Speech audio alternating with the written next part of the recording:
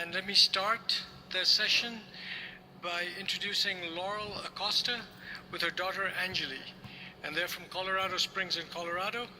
And they'll be introduced by Dr. Steven Rothenberg from Rocky Mountain Pediatric Surgery in Denver. So Dr. Rothenberg, please.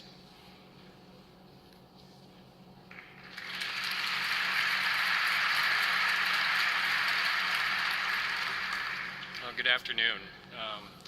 It's a great honor to be here, and I applaud what you all do for the care of our patients. I'm Dr. Steve Rothenberg, and I'm the Chief of Pediatric Surgery at the Rocky Mountain Hospital for Children in Denver and a professor of surgery at Columbia in New York City. I was asked to start by telling you a little bit about my career and the type of medicine that I'm passionate about. Throughout my career, I focused on minimally invasive surgery in children to try and decrease the pain and the morbidity that the surgery we have to do on kids causes. I'm a founding member and past president of the International Pediatric Endosurgical Group, and I was also the first chair of the Pediatric Committee for SAGES and on the board for over 8 years. In 2015, I was awarded the SAGES Pioneer in Surgical Endoscopy Award, which was a great personal honor, and I share that with such innovators as Carl Storz, Jeff Ponsky, and Leon Hirsch, the founder of the first US Surgical and the first major surgical MIS company, which is now a part of the Medtronic family. I have authored over 200 publications on minimally invasive surgery, co-edited 6 textbooks, and I'm on the editorial board of a number of major pediatric surgical publications. And that and $5 will still get you a cup of coffee at Starbucks. But more importantly, I met Anjali in 2016 to treat her for a condition known as long gap esophageal atresia. She was born premature, and with this condition, her esophagus was in 2 pieces, making her unable to eat or swallow. The distance between the 2 ends was so great that in the past it was unlikely that any surgery could bring the ends together so that she could swallow normally.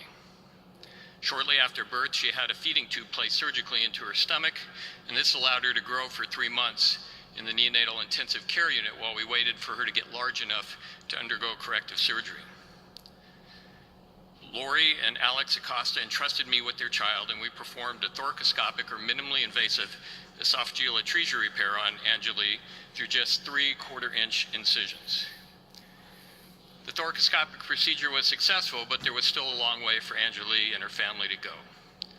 Post-surgery, because of the tension on the esophagus was so great, she was intubated and paralyzed for several weeks on a ventilator after the surgery. Because of this, Anjali eventually needed a tracheostomy, and so we turned to Medtronic's Shiley neonatal tracheostomy tube. Through it all, her mother and father were right by her side, caring for her every step of the way. And she would never have gotten through all this without her mother's incredibly hard work, support, advocacy, and dedication. So I'd like to thank you, Medtronic. You played a big role in Anjali's respiratory care following her need for a tracheostomy. I hope this shows that innovation in minimally invasive surgery can improve patient outcomes and care. And as a leader in pediatric MIS, I hope Medtronic continues to innovate and build products to improve the health care of our children. At this point, I'm happy to introduce Anjali's parents, Lori and Alex, and Anjali to the stage.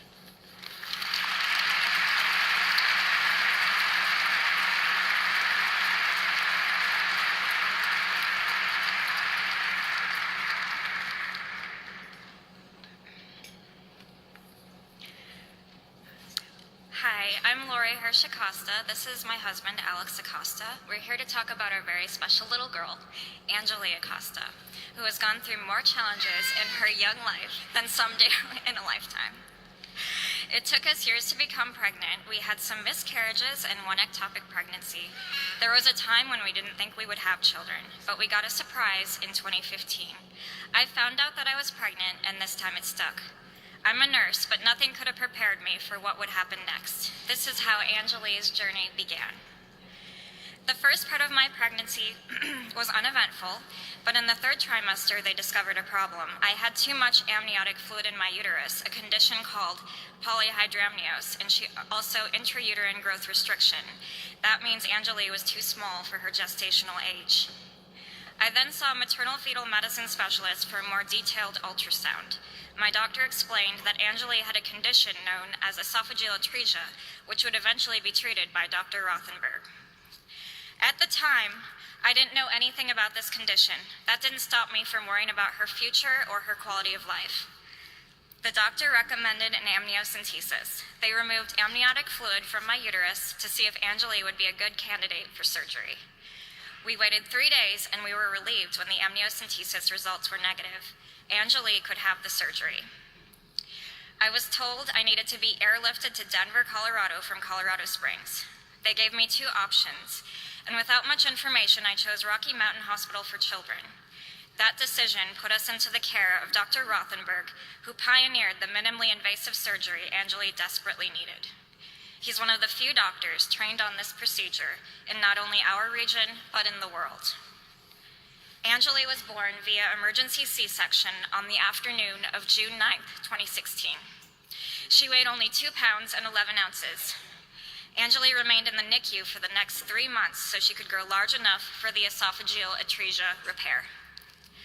During the next 3 months, Anjali cried, cooed, and grew to a normal size, but she couldn't swallow, so she had a gastric tube that delivered food directly to her stomach, bypassing the mouth. At only 3 months old, Anjali underwent the successful operation performed by Dr. Rothenberg. He made Anjali's esophagus whole. Post-procedure, she was put into a medically induced coma to heal. This required her to have a breathing tube placed into her trachea so she could breathe with the help of a ventilator. Finally, it was the day to remove the breathing tube. Out of all the days in the NICU, I remember this day the most. They removed the tube, but I couldn't hear her voice. She was crying, but there was no sound. At first, they said this was normal, but as time passed, her breathing was labored and she gasped for air. It's a condition called stridor. An ENT looked at Anjali's airway with a camera and discovered that her vocal cords were paralyzed because of the breathing tube. We had to decide if Anjali should have a surgery to reconstruct her airway or should she have a tracheostomy.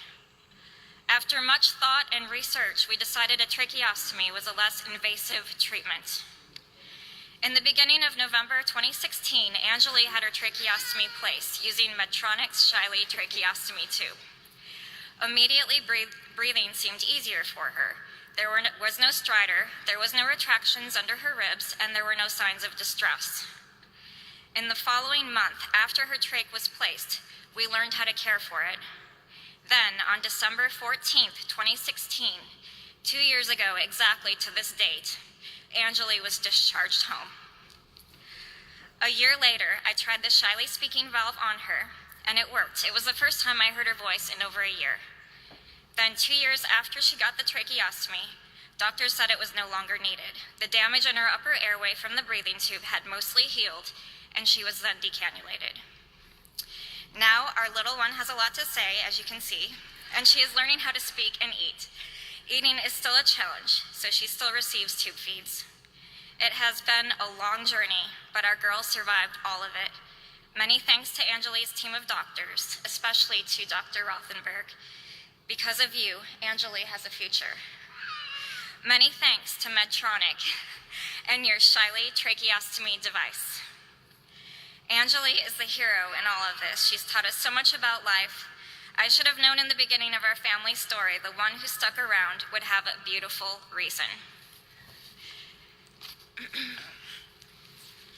Thank you.